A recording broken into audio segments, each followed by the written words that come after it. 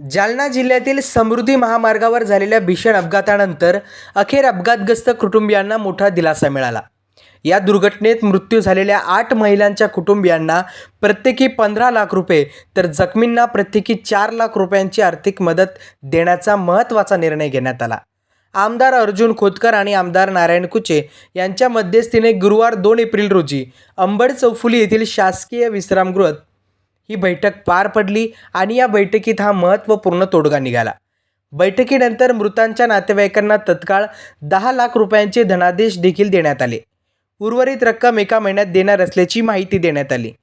या अपघातानंतर संतप्त झालेल्या नातेवाईकांनी योग्य मदतीशिवाय मृतदेह ताब्यात न घेण्याची भूमिका घेतली होती।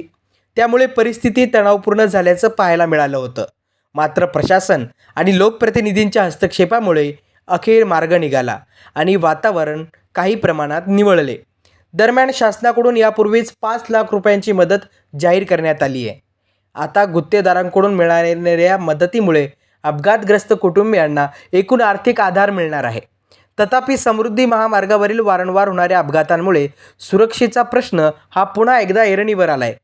भविष्यात अशा घटना टाळण्यासाठी ठोस उपाययोजना करण्याची मागणी नागरिकांकडून केली जाते। डिजिटल महाभूमीसाठी विनोद काळे, जालना।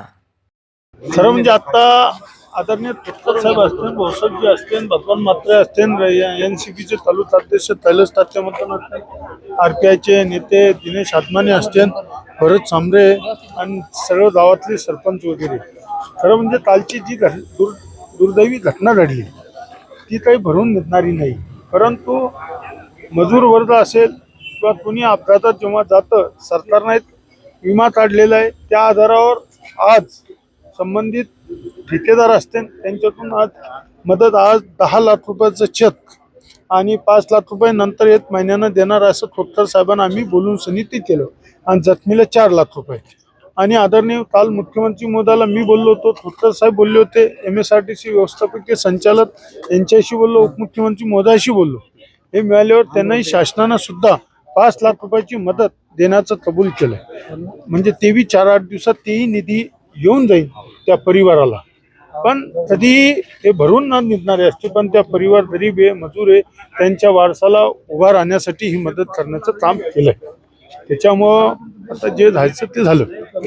वाईटातून चांगलं ज्याला म्हणतात किंवा चांगलं तर म्हणता येणार नाही, पण वाईटातून जे घडलं त्या कुटुंबाच्या प्रती ज्या भावना सर्वांच्याच तीव्र आहेत।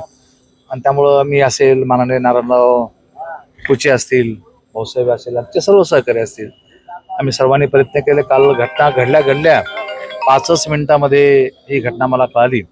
मी माननीय गायकवाड साहेब, माननीय शिंदे साहेब, माननीय मुख्यमंत्री यांच्याशी बोललो आणि तातडीनं शासनाने मदत केली पाहिजे असंही घोषित केलं।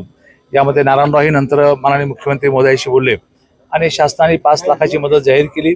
आणि आता कॉन्ट्रॅक्टरने आज 10 लाख रुपये आणि 1 महिन्याने 5 लाख रुपये असं देण्याचं ठरवलं। जे जखमी कुटुंबाला 4 लाख रुपये देण्याचं ठरवलेलं आहे। मला वाटतं की ही त्या जीवाची किंमत होऊ शकत नाही, परंतु त्या गरीब परिवाराला एक मोठा आधार होऊ शकतो। पण अनेकांचे कुटुंब उघड्यावरती पडलेले आहेत। त्या कुटुंबाची मागणी अशी की काहीतरी नोकरी लावून द्यावी, त्यासाठी प्रयत्न करणार आहात। मी आणि नारायणराव कुचे आम्ही 2 जण प्रयत्न करू, शासनाच्या नियमाप्रमाणे ते होईल।